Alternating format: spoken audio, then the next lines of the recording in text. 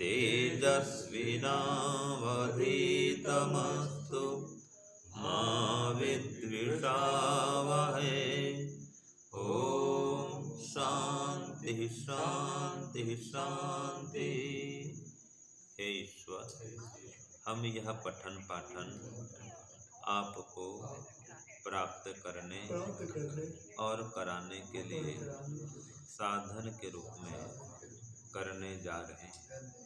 इस कर्म को और इसके कर्म फल को भी आपको अर्पित करते हैं। ओम शांति शांति शांति। सबको सादर नमस्ते जी।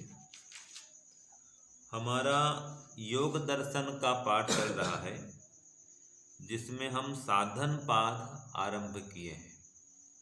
सूत्र संख्या 11 तक हमने पढ़ा था, जिसमें हमने सबसे पहले तो आरंभ किया क्रिया योग, है ना।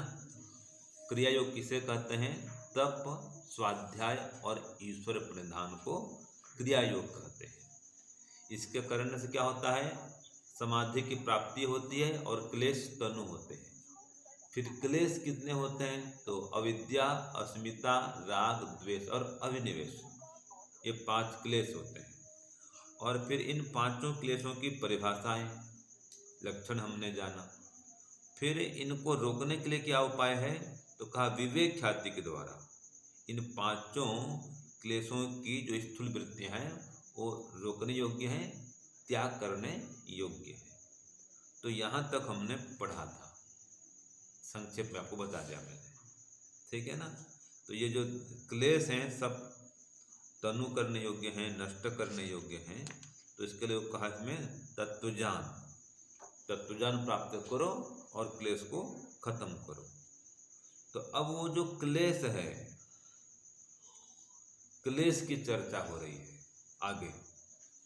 जो अविद्यादि 5 क्लेश है ना जी, तो उनके विषय में अभी आगे चर्चा होती है कि अविद्यादि जो क्लेश हैं तो ये कैसे हैं। तो ये कहा जो अविद्यादि क्लेश हैं ये भावी जन्म में कर्मफल भुगाने वाले हैं। जब तो ये क्लेश रहेंगे, आपका अगला जन्म होगा और उसका फल मिलेगा आपको।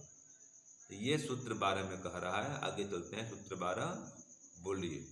क्लेश मूलः कर्माशयो दृष्ट अदृष्ट जन्म वेदनीयः। तो इसका अर्थ है कि जिस कर्म समुदाय के अविद्यादि क्लेश कारण है, वे कर्म समुदाय वर्तमान में और भावी जन्म में फल को दिलाने वाले होते हैं या फल को भुगाने वाले होते हैं। तो क्या सारा निकला कि जो भी कर्म करते हैं, अगर उन कर्मों के मूल में अविद्यादि क्लेश हैं, माने क्लेश से युक्त होकर के अगर हम कर्म करेंगे तो हम उसका फल भोगने को बाध्य होंगे, फल भोगना ही पड़ेगा। अगर क्लेश नहीं है, कर्म कर रहे हैं, क्लेश नहीं है, कर्म करो, उसका फल मोक्ष है। जैसे कि दग्धबीज क्लेश कर दिए, उसको बोलते हैं जीवन मुक्ति होगी, फिर कर्म कर रहे हैं, उसका फल मोक्ष है। लेकिन राग और द्वेष से युक्त होकर कर्म करेंगे, ये क्लेश तो है, अविद्या क्लेश है। तो अविद्या से युक्त होकर के, राग द्वेष से युक्त होकर के अगर कर्म करेंगे तो फल भोगना पड़ेगा, जन्म लेना पड़ेगा, मोक्ष नहीं होगा। समझ गए? अगर राग है, द्वेष है या अविद्या क्लेश है और अविद्या से युक्त होकर के या राग से युक्त होकर के कर्म करेंगे तो फल मिलेगा। जैसे कि उदाहरण के लिए, माँ बहुत सेवा करती है बेटे की, लेकिन वो राग से युक्त होकर करती है, अपने बेटे की करती है ना जी, मल मूत्र सब साफ करती है, सफाई करती है, सेवा करती है बेटे की, पोते की। क्यों? उसमें राग है, पुण्य भी हो रहा है, पुण्य तो कर रही है, लेकिन ये जो पुण्य कर्म है उसको भावी जन्म में सुख देने का काम करेगा, जन्म को उत्पन्न करेगा। पिताजी बेटे के लिए बहुत करते हैं। क्यों करते हैं भाई? राग है। और गुरु भी करता है शिष्य के लिए, लेकिन राग नहीं है। ठीक है जी, याद रखना। गुरु भी शिष्य के लिए बहुत कुछ करता है, लेकिन राग नहीं रखता है, इसलिए शिष्य के चले जाने पर दुख नहीं होता है। और जहाँ पिताजी बेटे के लिए करते हैं और बेटा जवान बेटा अगर चला जाए तो घर छोड़ करके कष्ट होता है पिता को, क्योंकि राग से कर रहा था। तो जहाँ राग से कर्म करेंगे आपको उसका सुख दुख फल भोगना पड़ेगा, और अगर राग से युक्त नहीं होकर कर्म करेंगे तो फल नहीं मिलेगा, ये कहा।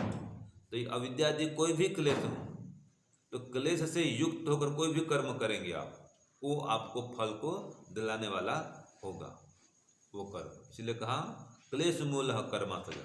जिस कर्माशय के मूल में क्लेश हैं वे दृष्ट और अदृष्ट, दृष्ट माने वर्तमान और अदृष्ट माने भावी। तो वर्तमान जन्म में और भावी जन्म में वो फल को देने वाला होगा ही होगा, है ना। इसलिए क्लेश को हटाने का यत्न करें। जब तक क्लेश है तो पुनर्जन्म होगा, और उसमें सुख भी होगा और दुख भी होगा। तो जो जन्मों को हटाना चाहते हैं क्लेश को हटाएं। तो ये कहता है सूत्र 12। अब देखो, अगर ये क्लेश रहेंगे जन्म तो होगा, तो वो जो जन्म है 3 प्रकार के फल को देने वाले होंगे।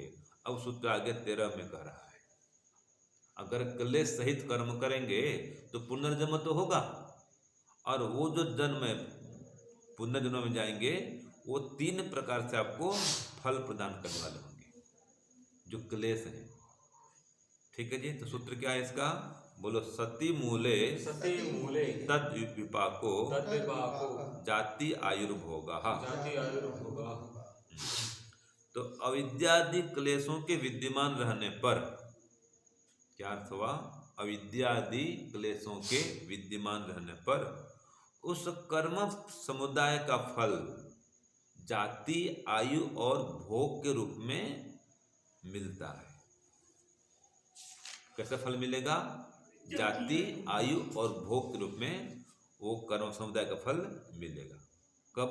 अगर अविद्यादि क्लेश उसमें विद्यमान है तो।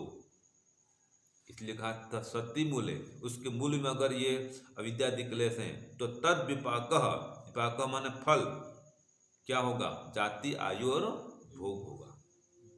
जाति माने क्या है जी? मनुष्य पशु पक्षी। हाँ, मानव जाति, गौ जाति, अश्व जाति, ठीक है। ये अलग अलग जातियाँ माने अलग अलग योनियाँ, या तो योनि मिलेगी, ज्योति मिलेगी, ये जाति मिलेगी एक। फिर जिस प्रकार जाति होगी उस प्रकार का आयु, जाति फिर आयु, और जैसे आयु वैसा भोग। अगर शेर बन रहे हैं तो मांसाहार करेंगे, गौ माता बन रहे हैं तो शाकाहार करेंगे। जैसी जाति वैसे आयु वैसा भोग। ठीक है जी। तो इस प्रकार से कर्म का फल मिलता है। यह सूत्र 13 में बताया गया है। अब देखो सूत्र 14 क्या कह रहा है आगे। सूत्र 14 कहता है ये जो जाति आयु और भोग होंगे, हाँ जी, जो जाति आयु भोग की प्राप्ति होगी ये सुख को भी उत्पन्न करेंगे और दुख को भी उत्पन्न करेंगे। माने आप बच नहीं सकते सुख और दुख दोनों से। ठीक है जी। तो दोनों लगा ही रहेगा। इसलिए कहा ते ह्लाद परिताप फला, वे जाति आयु और भोग, ते माने वे जाति आयु और भोग। तो ते ह्लाद परिताप फला पुण्य अपुण्य हेतुत्वात्। तो वे जाति आयु और भोग, ह्लाद माने सुख आनंद और परिताप माने दुख। तो ये जो जाति आयु और भोग हैं ये सुख और दुख दोनों को उत्पन्न करने वाले होते हैं। क्यों? तो कहा पुण्य अपुण्य हेतुत्वात्, पुण्य और अपुण्य के कारण से। अगर पुण्य किए हैं, पुण्य का फल मिल रहा है तब तो सुख होगा। अगर पाप हुआ है उसका फल मिल रहा है तो क्या होगा? दुख होगा। दोनों फल होगा, सुख भी होगा दुख भी होगा। अगर पाप ज्यादा हो गया है, पाप का फल मिल रहा है तब तो दुख रूप में मिलेगा, जाओ पशु पक्षी बनो। और पुण्य खूब किया आपने, उसका फल मिल रहा है, तो मानव योनि में आएंगे, मनुष्य बनेंगे, सुख पाएंगे। ठीक है जी। और सुख तो पाएंगे, ठीक है, यहाँ भी कुछ न कुछ दुख लगा ही रहेगा, सर्वथा दुख से छूट नहीं सकते हैं। कोई ऐसा कहे कि हम जो पुण्य पुण्य करते रहेंगे और हर बार मनुष्य बनेंगे, मोक्ष में कौन जाए? कोई लोग ऐसे बोलते ना, भाई हम तो बहुत दान पुण्य करेंगे और हर बार मनुष्य बनेंगे, देश सेवा करेंगे, राष्ट्र सेवा करेंगे, धर्म प्रचार करेंगे। तो याद रखिए, कितनी ही योनि अच्छी मिल जाए, ठीक है, लेकिन कोई ना कोई दुख तो लगा ही रहेगा। इसलिए आगे कह दिया कि संसार का कोई भी सुख हो उसमें दुख मिला ही रहेगा। इसलिए सूत्र 15 कहता है, परिणाम ताप संस्कार दुख गुणवृत्ति विरोधाच दुखम एव सर्वम विवेकिनः। ये कह दिया कि आप कोई भी सुख भोगो, बढ़िया से बढ़िया सुख आ जाए, तो भी उसमें दुख तो मिला ही रहेगा। संसार के हर सुख में दुख मिला हुआ है। इसलिए ये सभी दुख से छूटना चाहते हो तो मोक्ष में जाओ, नहीं तो ये 4 दुख छोड़ेंगे नहीं। या आगे आ रहा है 4 दुख, हर सुख में 4 दुख मिला हुआ है। ये सूत्र 15 कहता है। कौन कौन सा दुख मिला है? तो बोलो, परिणाम दुख, ताप दुख, संस्कार दुख, गुणवृत्ति, विरोध दुख। ये 4 दुख जो है हर सुख में मिला हुआ है। तो परिणाम दुख क्या होता है?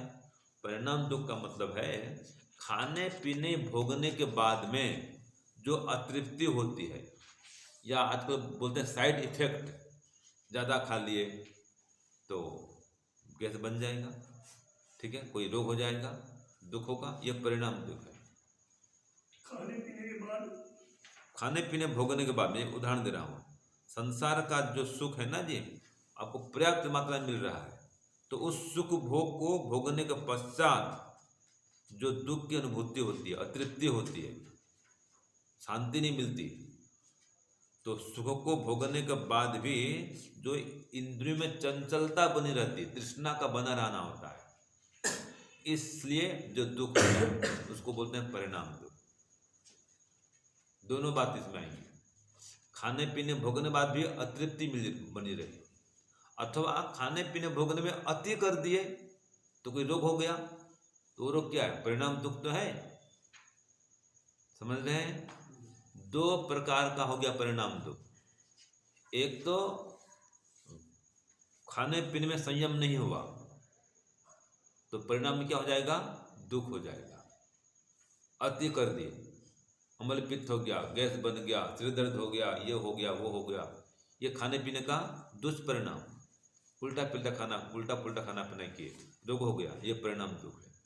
दूसरा, उल्टा पुल्टा खाना पीना नहीं किए, लिमिट में खाए हैं, ठीक है जी, बहुत कम ही खाए हैं, लेकिन खाने के बाद भी पेट तो भरा नहीं, मन भी भरा नहीं, और खाऊं इच्छा बनी रही, ये अतृप्ति है, ये भी दुख है। तृप्ति नहीं हुई, और मिलता तो और खाता, तो खाने पीने के बाद भी मन नहीं भरा, तृष्णा बनी रही, इसको बोलते हैं परिणाम दुख। हो गया। तो परिणाम दुख 2 भेद से बता दिया मैंने। अति खाना पीना कर देंगे तो भी रोग हो गया, ये भी परिणाम दुख है, और लिमिट में खाना पीना किए फिर भी मन नहीं भरता है, और खाऊं और भोगूं, ये भावना बनी है, विषय भोग की भावना, ये भी दुख है, ये परिणाम दुख है। समझ रहे हैं रुपेश जी? हाँ, क्या हुआ परिणाम दुख? परिणाम विषय को भोगने के पश्चात जो दुख होता है। हाँ, सुख भोगने के पश्चात जो दुख मिला वो परिणाम दुख है। वो दुख दोनों प्रकार से होता है, अति करो तो भी दुख, और कम मिले तो भी दुख, ठीक है, अतृप्ति का दुख, कोई भी दुख हो, खाने पीने भोगने के बाद जो दुख हो रहा है वही परिणाम दुख है, वैसे सरल शब्दों में कहें तो। दूसरा है ताप दुख।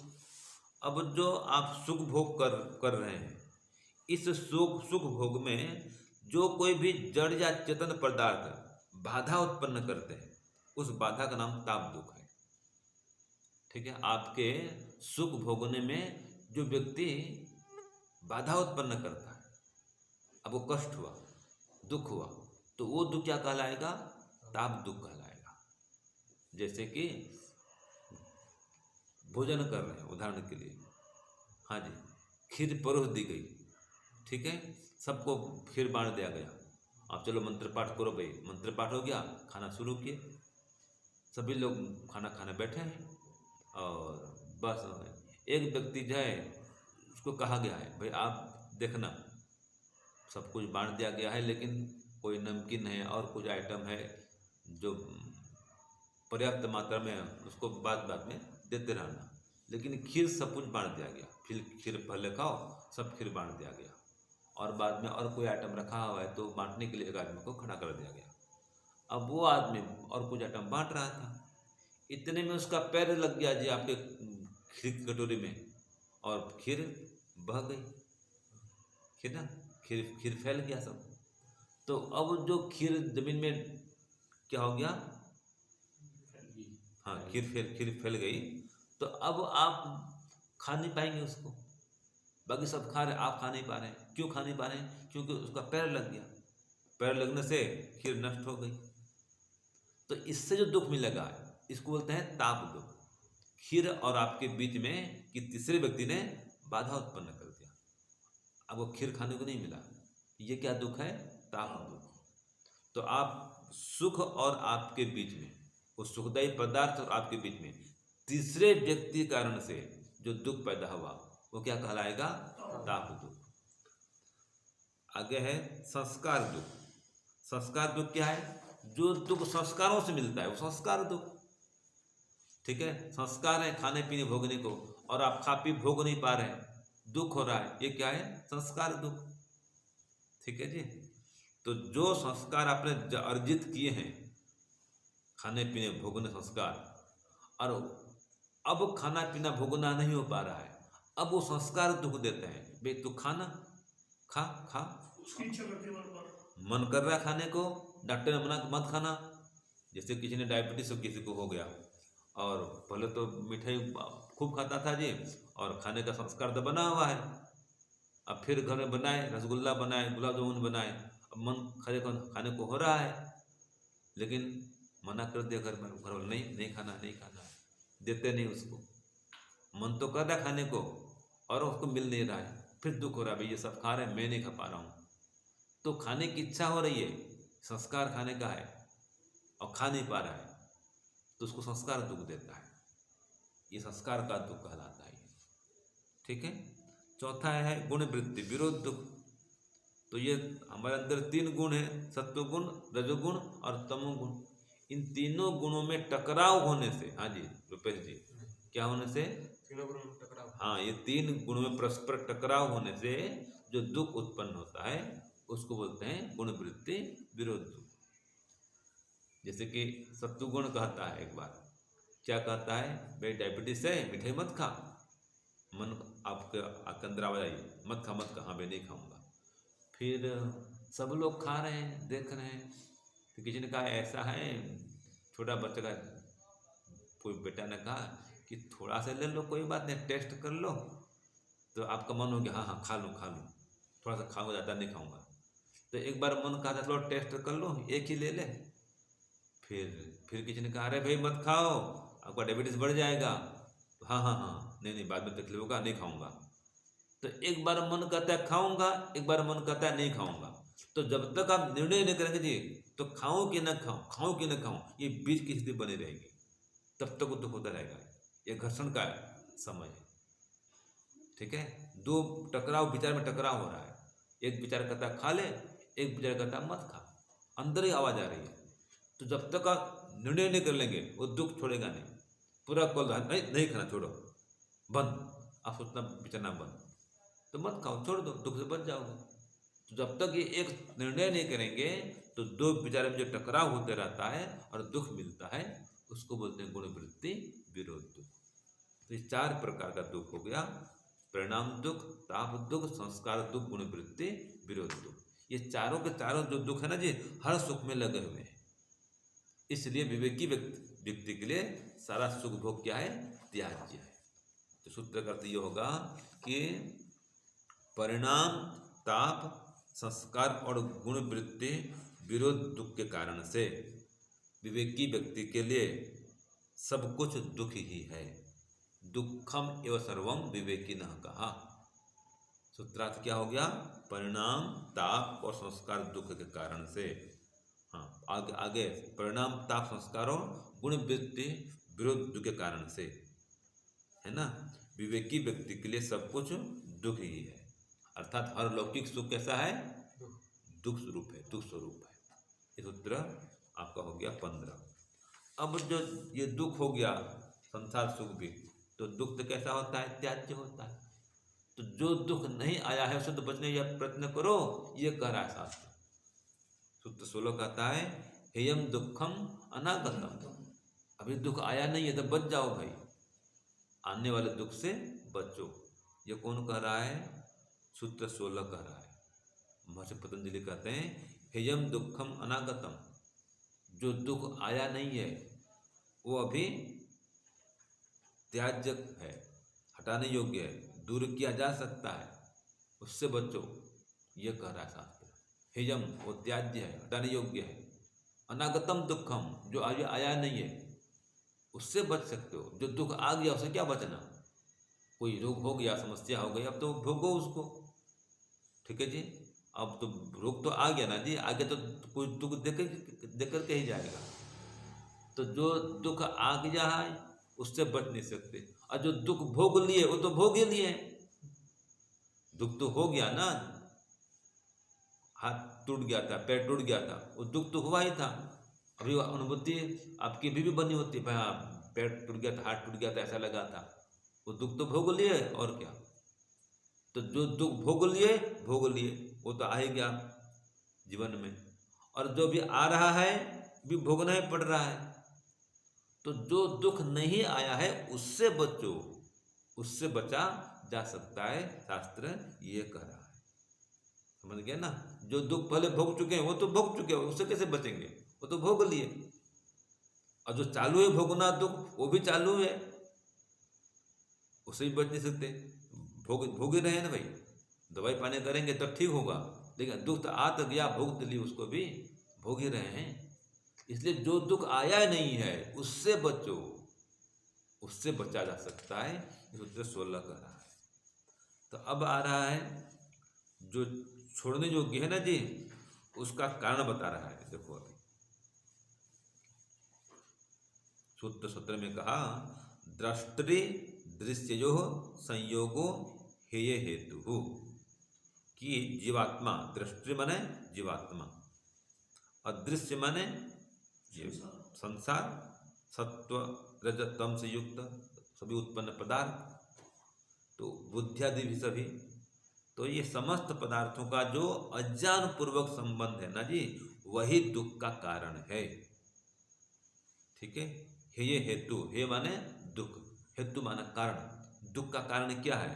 तो ये दृष्टि अदृश्य माने जीवात्मा, या हाँ दृष्टि में जीवात्मा, दृश्य माने संसार। तो जीवात्मा का जो संसार में अविद्या पूर्वक संबंध हुआ है ना जी, ये संबंध ही, संयोग ही दुख का कारण है। अगर संसार में नहीं आते, अविद्या जनित संबंध नहीं होता संसार से, तो दुख नहीं होता। मुक्तात्मा भी संसार में आता है ना, वो भी आता है, घूमता फिरता है, लेकिन शरीर सहित नहीं आता। वो यहाँ सुख भोग को नहीं आता, वो सुख दुख नहीं भोगता, ऐसे घूमता है, चले आता है देख करके कौन क्या कर रहा है। मुक्तात्मा सब जगह घूम सकती है, तो उनको कोई दुख नहीं होता है, क्योंकि उनका संसार से संयोग नहीं हुआ है। और हमारा संयोग हुआ है, शरीर मिला है, शरीर से संबंध है। और जो मुक्तात्मा है उसका संबंध नहीं शरीर से, तो उसको दुख नहीं होता है। इसलिए ये जीवात्मा और संसार का जो संयोग हुआ है, ये संयोग ही जन्म का, ये दुख का कारण है, जिसको हम जन्म कहते हैं। तो जन्म ही दुख का कारण है। जन्म मत लो तो दुख नहीं होगा। ठीक है, ये सूत्र को उसने कह दिया, 17 ने कह दिया। तो अब ये जो दृश्य है, जगत है, यहाँ पर आना ही, संसार में जन्म लेना ही दुख का कारण है। तो अब वो जो दृश्य है, जगत है, संसार है, उसका स्वरूप क्या है? परमात्मा ने जगत को ही क्यों बनाया? इसका उत्तर दे रहा है सूत्र 18 में। सूत्र 18 बोलो। प्रकाश क्रिया स्थितिशीलम भूतेन्द्रियात्मकम भोग अपवर्ग अर्थम भोग वर्गार्थम दृश्यम। दृश्यम। तो दृश्य क्यों बना, जगत क्यों बना, परमात्मा ने संसार क्यों बनाया और संसार कैसा है? तो उत्तर दिया कि ये संसार जो है प्रकाश क्रिया और स्थितिशील है, भूत और इंद्रिय स्वरूप वाला ये संसार है। भूत और इंद्र भूत और इंद्रिय स्वरूप वाला संसार है, शरीर भी संसार है। तो 5 महाभूत वाला संसार है और ये सभी ज्ञानेंद्रियां कर्मेंद्रियां से युक्त ये शरीर है जी। तो सत्व रज और तम से निर्मित संसार है, शरीर है। समझे, इंद्रिय तो भूतों में आ जाएगी ना। हाँ, वो स्थूल भूत अलग। नहीं, वो 17 समझाएंगे। हाँ, ये वही तो सत्व रज और तम से निर्मित जो 5 महाभूत हैं, इंद्रियां आदि हैं, ठीक है जी, ये सारे पदार्थ हैं। तो शरीर में इंद्रियां हैं और संसार में 5 महाभूत हैं। तो इनको परमात्मा ने क्यों बनाया? तो उत्तर दिया भोग और अपवर्ग के लिए परमात्मा ने ये शरीर दिया है, संसार दिया है। शरीर बनाया, संसार बनाया है। तो कोई आपको प्रश्न पूछे परमात्मा ने संसार क्यों बनाया, तो क्या उत्तर देंगे? हमारे कर्मों का फल भोग करने के लिए और मोक्ष पाने के लिए संसार को परमात्मा ने बनाया है। शरीर क्यों दिया है? तो वही उत्तर है, कर्मों का फल भोगने के लिए और फिर मोक्ष में जाने के लिए परमात्मा ने यह शरीर दिया है। तो इस प्रकार से प्रकाश क्रिया स्थितिशील भूत और इंद्रिय स्वरूप वाला ये जगत है, ये शरीर भी ऐसा ही है। तो ये जो जगत है दृश्य है, इसका उद्देश्य क्या है? भोग और अपवर्ग दिलाना। इसके लिए परमात्मा ने ये संसार, ये जगत को बनाया है। ये सूत्र 18 में कहा गया है। अब सूत्र 19 देखो, विशेष अविशेष लिंग मात्र अलिंगानी गुण परमाणि।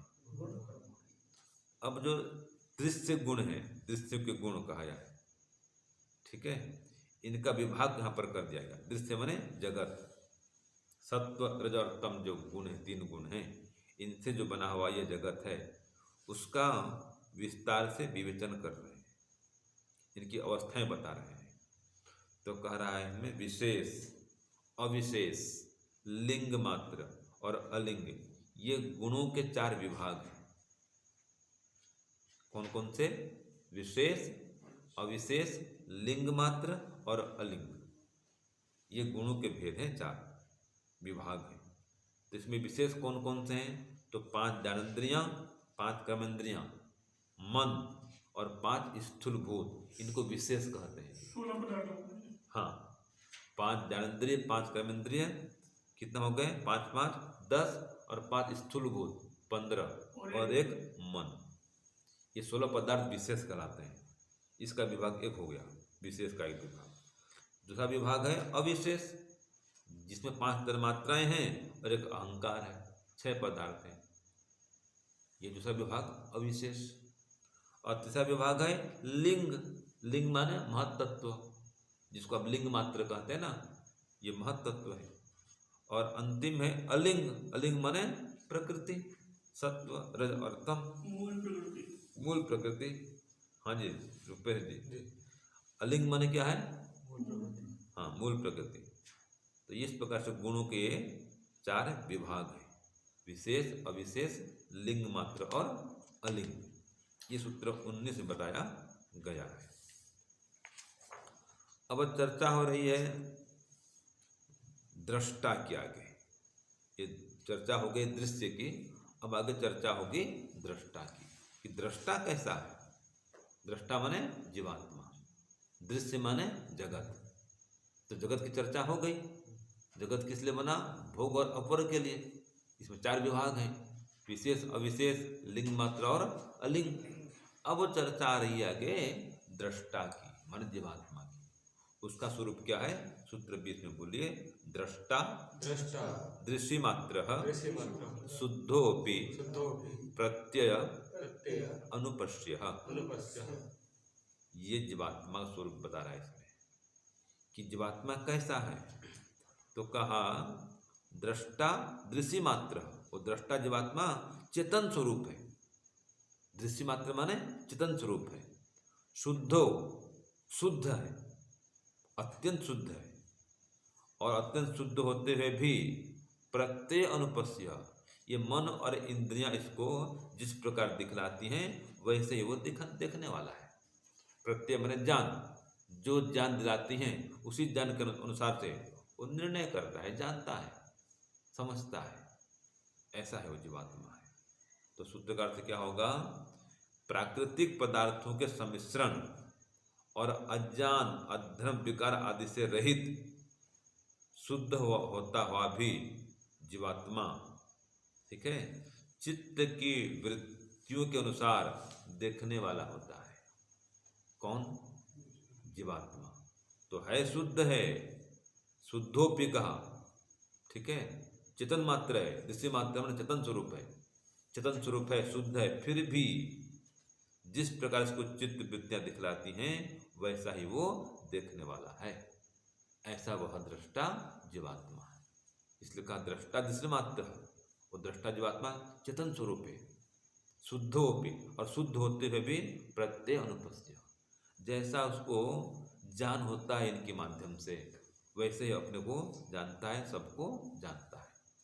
ऐसा दृष्टा जीवात्मा होता है, चेतन जीवात्मा होता है, शुद्ध जीवात्मा होता है। ठीक है ना? हाँ। और प्रत्यय माने चित्त की वृत्तियाँ, उन चित्त की वृत्तियों के अनुसार से जो प्राप्त होती हैं वैसे सबको जानता है, देखता है, समझता है। ऐसा यह जीवात्मा का स्वरूप होता है। ठीक है ना? सूत्र 20 हो गया। अब आज का अंतिम सूत्र 21, तदर्थ एव दृश्यस्य आत्मा। तो तदर्थ एव, उसी जीवात्मा के लिए ही, अथवा उस जीवात्मा के भोग और अपर के लिए ही ये दृश्यस्य आत्मा, ये दृश्य जगत का स्वरूप है। यहाँ पर आत्मा माने स्वरूप, दृश्य माने ये जगत। तो जगत का स्वरूप किसके लिए है? उसी चेतन जीवात्मा के लिए है, या उसके भोग और अपर के लिए। तो जगत क्यों बनाया है परमात्मा ने? ये उत्तर आता है, भोग और अपर के लिए परमात्मा ने जगत को बनाया है। इसलिए सूत्र कहा तदर्थ एवं दृश्य आत्मा, उसी जीवात्मा के लिए ये संसार का स्वरूप है। दृश्य से आत्मा माने यहाँ पर वो दृश्य माने जगत का स्वरूप है। किसके लिए? तदर्थ हो, उसी जीवात्मा के लिए। तो संसार क्यों बनाया परमात्मा ने? जी स्वरूप जी, संसार क्यों बनाया? किसके लिए बनाया? जीवात्मा के लिए। तो तदर्थ एवं दृश्य से आत्मा, उसी चेतन जीवात्मा के लिए ये संसार परमात्मा ने बनाया है। यो भोग करेगा और अपर में जाएगा, कर्मफल भोग करो और मोक्ष में जाओ। इसके लिए परमात्मा ने संसार बनाया है, इसीलिए ये दृश्य का जगत का स्वरूप है। सूत्र 21 यहाँ पर पूरा हुआ। ओम शांति शांति शांति, सर्वेभ्यो नमः।